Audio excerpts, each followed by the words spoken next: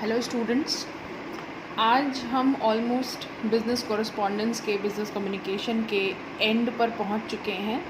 जैसा कि हमने अपने प्रीवियस वीडियोस में डिस्कस किया है कि ये जो आपका बिज़नेस कम्युनिकेशन होता है या जो आपके बिज़नेस लेटर्स होते हैं, इनको जब हम लिखते हैं तो हम कुछ स्टेप्स फॉलो करते हैं। यानी कि हर बिज़नेस जो लेटर होता है वो एक अपने आप में स्टेप होता है।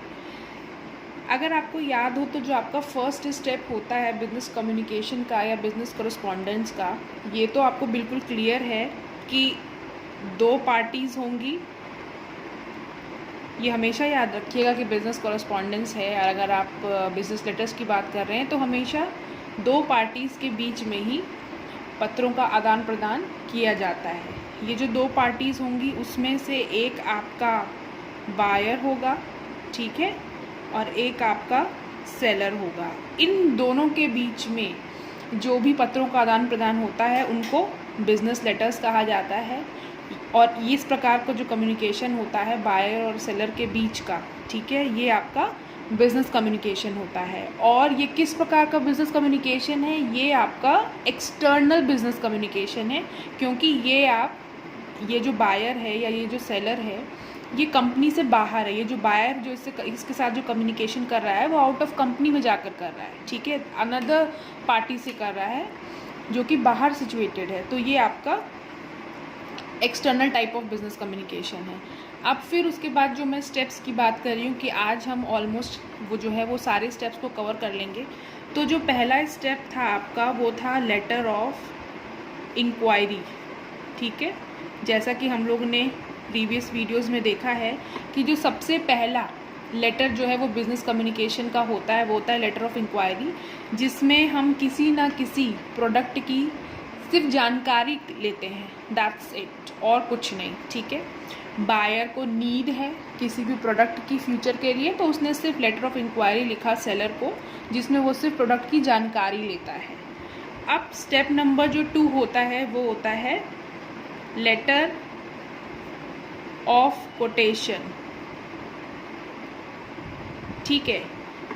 अब इंक्वायरी करने के बाद, किसी भी चीज़ की जानकारी लेने के बाद, अगर बायर को लगा कि वो प्रोडक्ट उसके लिए सूटेबल है, वो सेलर बिज़नेस करने लायक है, तब वो एक स्टेप आगे जाएगा और सेलर से लेटर ऑफ कोटेशन की डिमांड करेगा, जिसमें सेलर उसी प्रोडक्ट के जिसकी जानकारी जिसकी इन्फॉर्मेशन उसने लेटर ऑफ इंक्वायरी के माध्यम से बायर को दी है, सेम उसी प्रोडक्ट के रेट्स और अपने कंपनी की नियम और शर्तें, टर्म्स ऑफ बिजनेस, ये सेकेंड स्टेप होता है जब सेलर ये सारी चीज़ें बायर के साथ शेयर करता है। और यही आपका लेटर ऑफ कोटेशन होता है। कोटेशन का मतलब होता है निविदा, ठीक है, कि प्रोडक्ट हमें पसंद है, अब जो भी उसके रेट्स हैं और जो भी आपके बिज़नेस के, आपकी कंपनी के जो भी टर्म्स और कंडीशंस है वो भी आप हमें भेज दीजिए। अब जब कोटेशन मिलने के बाद दोनों पार्टीज़ एग्री करती हैं कि बायर को प्रोडक्ट भी पसंद आया, बायर को टर्म्स एंड कंडीशंस भी सही लगी सेलर की, और उसको रेट्स भी ठीक लगे, तब तीसरा स्टेप होता है बिज़नेस कम्युनिकेशन का। ये जो third type of business letter होगा वो होगा आपका लेटर ऑफ ऑर्डर, ठीक है, आपका लेटर ऑफ ऑर्डर। और लेटर ऑफ ऑर्डर में आज हम देखेंगे एक एग्जाम्पल के माध्यम से कि इसमें आपको लेटर ऑफ ऑर्डर में आपको अब प्रोडक्ट की क्वांटिटी, ठीक है, स्पेसिफिकेशन,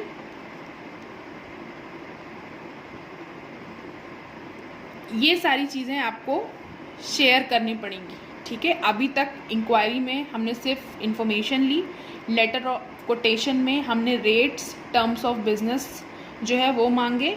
अब लेटर ऑफ ऑर्डर या लेटर ऑफ प्लेसिंग ऑर्डर में हम स्पेसिफिकली अब ये बताएंगे सेलर को कि हमको आपका ये प्रोडक्ट इस स्पेसिफिकेशन में और इतनी क्वांटिटी में चाहिए। तो लेटर ऑफ ऑर्डर में यही डिटेल्स जो है वो दी जाती हैं। जो फोर्थ और लास्ट स्टेप होता है बिज़नेस कम्युनिकेशन का या बिज़नेस लेटर्स का वो होता है लेटर ऑफ कंप्लेंट, ठीक है, या क्लेम।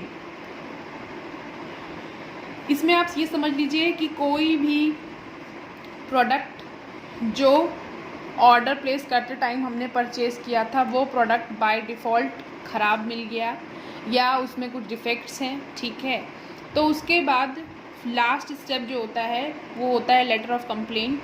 लेटर ऑफ कंप्लेंट लिखते टाइम जो बायर है उसको अपनी लैंग्वेज का बहुत ध्यान देना होता है, उसको अपनी लैंग्वेज को बहुत ही पोलाइट रखना है, बिल्कुल एग्रेसिव नहीं होना है, बिल्कुल रूड नहीं होना है, ठीक है, और बहुत ही पोलाइटली उसको सेलर को ये बताना है लेटर ऑफ कंप्लेंट में कि आपने जो भी प्रोडक्ट वो हमें भेजे हैं वो डिफेक्टिव हैं और हम या तो उनको आप एक्सचेंज करिए यानी ख़राब प्रोडक्ट लेके नया जो है वो भेजिए, नहीं तो हमें हमारा पैसा यानी जो क्लेम है, जो मनी क्लेम है, वो हमारा जो पैसा है जो भी परचेज़ के टाइम पे लगा है वो आप हमें वापस कीजिए, ठीक है। तो इसमें आपको हमेशा अपनी लैंग्वेज का ध्यान रखना होता है। लैंग्वेज का ध्यान आपको सब में रखना है, ठीक है, लेकिन इसमें विशेष तौर पर ध्यान रखना है, थोड़ा सा ये सेंसिटिव इशू होता है, तो इसलिए आपको इसमें आप ध्यान रखना है अपनी लैंग्वेज का।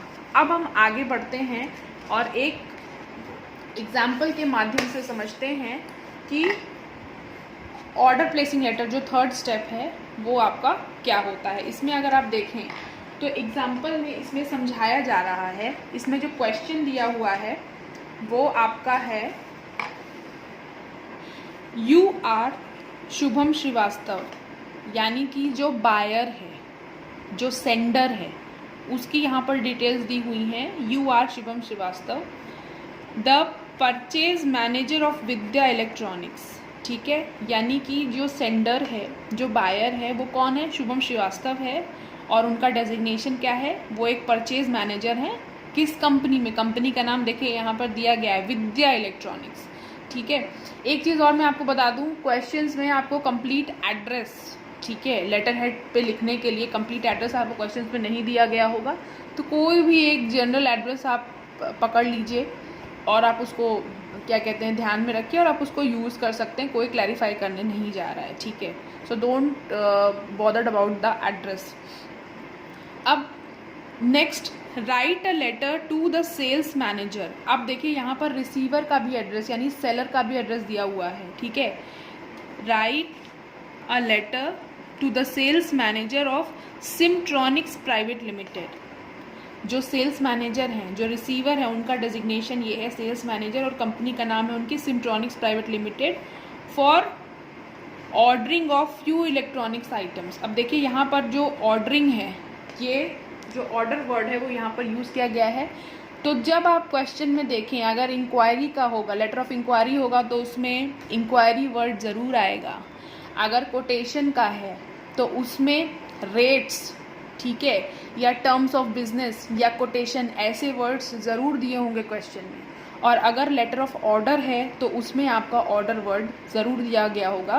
तो इन सब चीज़ों पे अगर आप ध्यान देंगे तो आप इजीली पहचान सकते हैं कि वो जो पत्र है वो किस प्रकार का पत्र है।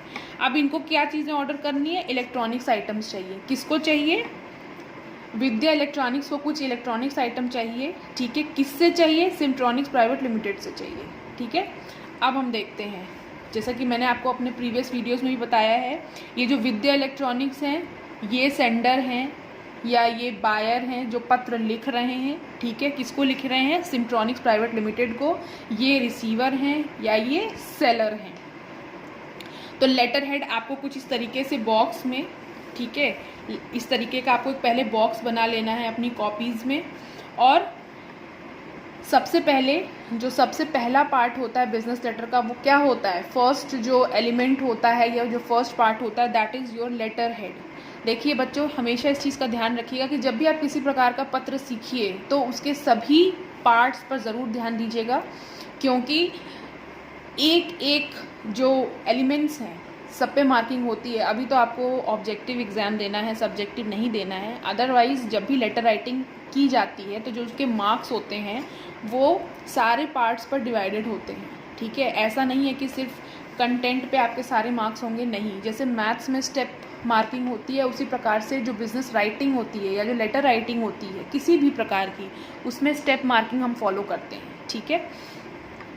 तो लेटर हेड है, ये समझ गए आप देखकर कि यहाँ पर विद्या इलेक्ट्रॉनिक्स जो सेंडर है, कंपनी का नाम, ठीक है, उनका एड्रेस कंप्लीट, यही सारी जो डिटेल्स हैं, मोबाइल नंबर, मेल आईडी, ठीक है, वेबसाइट, ये सारी जो डिटेल्स हैं ये आपकी लेटर हेड कहलाती हैं। लेटर हेड में आपको यही लिखना होता है, तो ये यहाँ पर मेंशन है, ठीक है। उसके बाद जो सेकंड एलिमेंट आता है वो आता है आपकी डेट, ठीक है, डेट यहाँ पर दी हुई है। थर्ड जो एलिमेंट या थर्ड पार्ट होता है जो बिज़नेस लेटर का, वो होता है आपका रेफरेंस नंबर, ठीक है। वो भी मैं आपको बता चुकी हूँ कि रेफरेंस नंबर आपको कैसे लिखना है। आप डिजिट्स का इस्तेमाल कर सकते हैं, अल्फ़ाबेट्स का इस्तेमाल कर सकते हैं, और जो भी आप मंथ है या जो ईयर है, जो भी आपने पिछला पत्र अगर इस कंपनी को लिखा है तो आप उसका संज्ञान जो दे रहे हैं तो वो आप अपने पिछले पत्र का, जिस महीने में आपने लिखा था, मंथ में लिखा था वो, और जो ईयर है, ईयर तो सेम ही रहेगा, ठीक है। या ईयर बहुत पहले अगर लिखा तो ईयर चेंज हो सकता है, अदरवाइज मंथ और ईयर आपको यहाँ पर लिखना होता है, ठीक है। ये इसलिए लिखा जाता है, मैंने आपको पहले भी बताया था, ये इसलिए लिखा जाता है कि मात्र याद दिलाने के लिए, किसको, रिसीवर को, ठीक है, कि जो भूतपूर्व कम्युनिकेशन हो रहा था, जो भूतपूर्व वो वार्तालाप चल रहा था, ठीक है, तो उसकी याद दिलाते हुए, उसका संज्ञान लेते हुए रेफरेंस नंबर जो है वो मेंशन किया जाता है। अब इसमें अगर आप देखिए तो कायदे से यहाँ पर थर्ड जो एलिमेंट होना चाहिए था यहाँ पर नहीं दिया गया है, क्योंकि वो ऑप्शनल होता है। लेटर हेड आपका जो है वो कंपल्सरी है लिखना, डेट लिखना ज़रूरी है, आपका रेफरेंस नंबर ज़रूरी होता है। जो ऑप्शनल होता है वो होता है आपका मेलिंग नोशन, ठीक है। मेलिंग नोशन यानी कि कुरियर, बाय स्पीड पोस्ट, ठीक है, या बाय रजिस्टर्ड पोस्ट, वो सारी चीज़ें यहाँ पर नहीं दी हुई हैं। इसके बाद रेफरेंस नंबर के बाद वही आता है। एक और चीज़ जो ऑप्शनल होती है वो होता है एड्रेसी नोशन। एड्रेसी नोशन यानी कि क्या आपका जो पत्र है वो प्राइवेट है या कॉन्फिडेंशियल है, ये सारी चीज़ें। चूँकि मेलिंग नोशन और एड्रेसी नोशन जो है वो ऑप्शनल है तो इसीलिए यहाँ पर नहीं दिया हुआ है। उसके बाद जो सीधा रेफरेंस नंबर के बाद जो सीधा जो है वो यहाँ पर जो पार्ट मेंशन है वो है आपका इनसाइड एड्रेस। ये जो आपका जो आप देख रहे हैं जो ये है, इसको बोलते हैं इनसाइड एड्रेस। इनसाइड एड्रेस मतलब उस व्यक्ति का पता जो कि हमारे पत्र को रिसीव करेगा, जो रिसीवर है, तो उसके पते में उसका डेजिग्नेशन, ठीक है, डेजिग्नेशन आपको रिसीवर का क्वेश्चन में दिया गया होगा, वो आपको यहाँ पर लिख देना है डेजिग्नेशन। यहाँ पर टू का यूज नहीं किया जाता है। नॉर्मली क्या होता है, हम लोग लिखते हैं ना लेटर में टू द, यहाँ पर टू को ओमिट करना है, आपको टू करके मेंशन नहीं करना है, आपको सीधे लिखना है द सेल्स मैनेजर, जो भी डेजिग्नेशन है, या ओनली सेल्स मैनेजर, वो भी ठीक है, और जो भी कंपनी का नाम है या एड्रेस है। तो सिम्ट्रॉनिक्स प्राइवेट लिमिटेड के सेल्स मैनेजर को लिखना है तो यहाँ पर हमने वो मेंशन कर दिया, और कंपनी का एड्रेस। ये हो गया आपका इनसाइड एड्रेस। अब उसके बाद जो आता है वो होता है आपका सब्जेक्ट लाइन। तो सब्जेक्ट लाइन में चूँकि ऑर्डर प्लेसिंग लेटर है तो सब्जेक्ट लाइन आपकी क्या हो जाएगी, ऑर्डर ऑफ इलेक्ट्रॉनिक्स आइटम। जैसे कि पता है आपको कि इलेक्ट्रॉनिक्स आइटम्स आपको बाय करने हैं तो ऑर्डर ऑफ इलेक्ट्रॉनिक्स आइटम्स। अगर यही लेटर ऑफ इंक्वायरी होता तो सब्जेक्ट लाइन क्या हो जाता, लेटर ऑफ इंक्वायरी, ठीक है। अगर यही कोटेशन का पत्र होता तो हम क्या लिखते, लेटर आस्किंग फॉर रेट्स या लेटर ऑफ कोटेशन, ठीक है। अब यहाँ पर चूँकि ऑर्डर प्लेसिंग लेटर है तो ऑर्डर ऑफ, या आप ये भी लिख सकते हैं letter of order of electronic items, वो भी ठीक है, ठीक है। मतलब जो भी पत्र का प्रकार है, अगर इंक्वायरी है, कोटेशन है, या ऑर्डर प्लेसिंग है, या इवन कंप्लेन है, तो वो आपको सब्जेक्ट में मेंशन करना ज़रूरी है, ठीक है। तो ये हो गया आपकी सब्जेक्ट लाइन, इसको बोलते हैं सब्जेक्ट लाइन। और आपको पूरा SUBGECT लिखने की ज़रूरत नहीं है, आप ओनली SUB ... लिखेंगे, दैट विल डू, ठीक है। अब उसके बाद हम आ जाते हैं अभिवादन पर। ये जो आपका डियर सर, ठीक है, रिस्पेक्टेड सर, ओनली सर या ओनली मैडम, ये जो होता है इसको सैल्यूटेशन बोलते हैं, अभिवादन बोलते हैं। जब हमने अभिवादन कर दिया, अब उसके बाद आपका ये जो बॉडी ऑफ लेटर है वो आपका यहाँ से स्टार्ट हो रहा है। यहाँ से लेकर और एंडिंग तक जो भी आप देख रहे हैं, this is called the body of letter, जिसमें जो भी डिटेल्स हैं आप मेंशन करते हैं उसको हम क्या बोलते हैं, लेटर की बॉडी बोलते हैं, ठीक है। अब चूंकि ये ऑर्डर प्लेसिंग लेटर है तो बट ऑब्वियस है कि आपके लेटर में 3 चीज़ें ज़रूर होंगी। सीरियल नंबर, ठीक है, ये जो कैटलॉग नंबर है इसकी जगह आप सीरियल नंबर भी लिख सकते हैं, कोई इशू नहीं है। आइटम का डिस्क्रिप्शन या प्रोडक्ट डिस्क्रिप्शन या प्रोडक्ट स्पेसिफिकेशन, ये तीनों टर्म्स बिल्कुल सही हैं, ध्यान से सुन लीजिए। कैटलॉग नंबर की जगह सीरियल नंबर भी हो सकता है, दैट्स इट। नंबरिंग करना है आपको 1 2 3 4, that's it, nothing else. Catalogue number यहाँ पे इन्होंने दिया है, इसका मतलब ये पर्टिकुलरली उसी प्रोडक्ट की बात कर रहे हैं, ठीक है। प्रोडक्ट का जो कोई नंबर है अगर वो है तो, अदरवाइज आप सीरियल नंबर भी लिख सकते हैं 1 2 3 4, वो भी सही होगा। आइटम डिस्क्रिप्शन या प्रोडक्ट डिस्क्रिप्शन, यानी प्रोडक्ट का विवरण स्पेसिफिक हो गए कि किसी मॉडल का चाहिए, ठीक है। क्वांटिटी, इम्पॉर्टेंट चीज़, क्वांटिटी कितनी क्वांटिटी में चाहिए, तो आइटम डिस्क्रिप्शन भी हो सकता है, प्रोडक्ट डिस्क्रिप्शन भी हो सकता है, प्रोडक्ट स्पेसिफिकेशन भी हो सकते हैं। फॉर एग्जांपल HP पवेलियन, अगर मैं यहाँ पर सिर्फ HP पवेलियन लिखती तो यहाँ पर मेरा सिर्फ आइटम होता या प्रोडक्ट होता, डिस्क्रिप्शन नहीं होता। अब मैंने यहाँ पर HP पवेलियन T2501 डेस्कटॉप, मैंने पर्टिकुलरली बता दिया कि मुझे HP पवेलियन का ही डेस्कटॉप चाहिए और जिसका मॉडल नंबर ये होना चाहिए। तो जब मैंने स्पेसिफिकली किसी प्रोडक्ट का को मेंशन कर दिया तो वो उसका आइटम डिस्क्रिप्शन हो गया, ठीक है। अगर सिंपल मैं HP पवेलियन डेस्कटॉप लिखती वो मेरा सिर्फ आइटम में आता, चूँकि मैंने उसको डिस्क्राइब नहीं किया होता इसलिए। इसी तरीके से HP स्कैन जेट, अब HP scan jet model number again, ठीक है। सिम्ट्रॉनिक्स टैबलेट, तो मैंने यहाँ पर हर प्रोडक्ट का स्पेसिफिकेशन भी दिया है और मैंने हर प्रोडक्ट की क्वांटिटी भी बता दी कि मुझे कितनी मात्रा में वो प्रोडक्ट चाहिए। बॉडी में आप कुछ भी लिख सकते हैं, जैसे कि हर लेटर में आपको पोलाइटली बिगिन करना होता है। You will be pleased to know that our firm और our company has decided to place an order of few electronics item to your company, यानी कि यह जानकर आपको बहुत ही खुशी महसूस होगी कि हमारी कंपनी ने यह डिसाइड किया है, यह निर्णय लिया है कि वह आपकी कंपनी के साथ बिजनेस करने के लिए कुछ प्रोडक्ट्स का ऑर्डर प्लेस करना चाहती है, ठीक है। Please send the following items on the business terms agreed upon in letter, reference number so and so. अब इन्होंने अपने जो लेटर ऑफ कोटेशन है, थोड़ा सा रिवाइज करिए, वाइंड अप करिए, पीछे जाइए, तो आपको लेटर ऑफ कोटेशन में मैं बार बार बोल रही हूँ कि रेट्स, टर्म्स ऑफ कंडीशंस, ये सारी चीज़ें।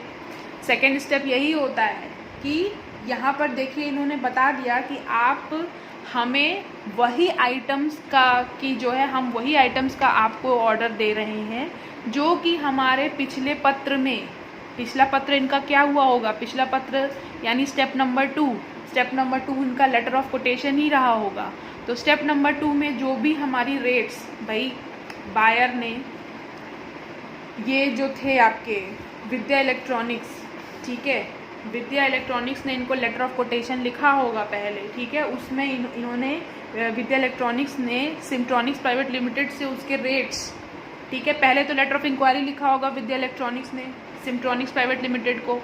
जब लेटर ऑफ इंक्वायरी में उनको प्रोडक्ट वगैरह की उन्होंने जानकारी ले ली होगी कि कौन कौन से इलेक्ट्रॉनिक्स आइटम्स में वो डील करते हैं, ठीक है।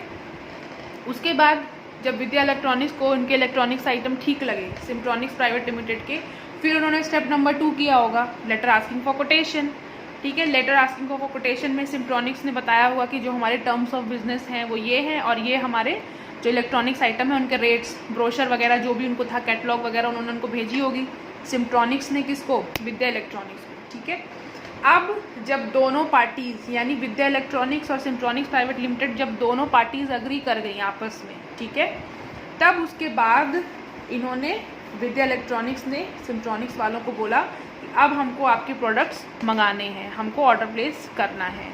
तो ये उसी लेटर की बात कर रहे हैं, please send the following items on the business terms agreed, मतलब जो हमारी पहली बात हो चुकी है लेटर ऑफ कोटेशन में, जो भी रेट्स जो है वो आपने हमको भेजे हैं, उसी पर जो हमने डील है वो क्लोज़ की है, डील डन की थी, उसी के हिसाब से, उन्हीं रेट्स के हिसाब से आप हमको ये प्रोडक्ट इस क्वांटिटी में भेज दीजिए। और देखिए रेफरेंस नंबर आ गया ना यहाँ पे, रेफरेंस नंबर। अब ये अपने लेटर ऑफ कोटेशन जो पत्र था उसका संज्ञान दे रहे हैं कि 15 मई 2018 को जो हमने आपको लेटर ऑफ कोटेशन लिखा था उसका संज्ञान लेते हुए उस पत्र में जो रेट्स आपने फिक्स किए थे, जो टर्म्स एंड कंडीशंस आपने बताई थी, उसी का संज्ञान लेते हुए हम ये ऑर्डर प्लेस कर रहे हैं।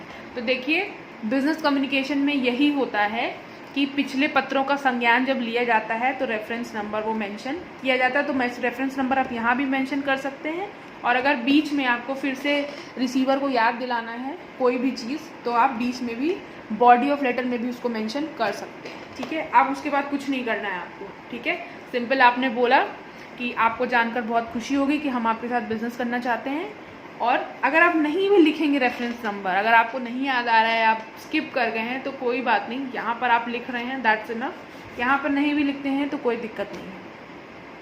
और प्लीज़ हमें ये आइटम्स भेज दीजिए। ठीक है, और फिर आपको कुछ नहीं करना, सीरियल नंबर, आइटम, अगर डिस्क्रिप्शन आपको नहीं समझ में आ रहा है, अब चूँकि इलेक्ट्रॉनिक्स आइटम्स हैं तो इलेक्ट्रॉनिक्स आइटम्स में कुछ भी हो सकता है, यहाँ पर कंप्यूटर से रिलेटेड आइटम्स की बात हो रही है, आप इलेक्ट्रॉनिक्स के और भी आइटम्स की बात कर सकते हैं।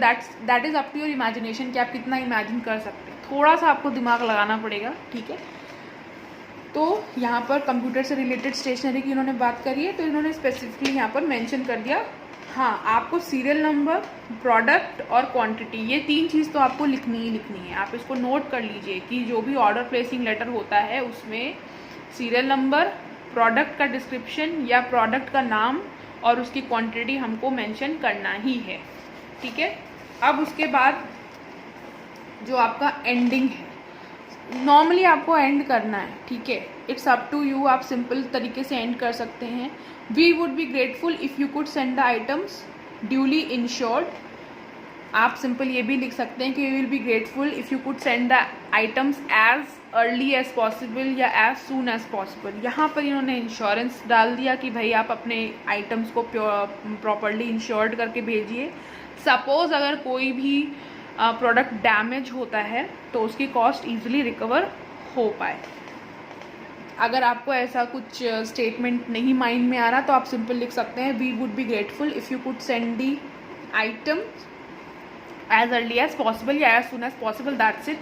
वो आपका बॉडी जो है वो that is enough for the body of a letter. ठीक है, as desired we would make the payment by crossed bank draft.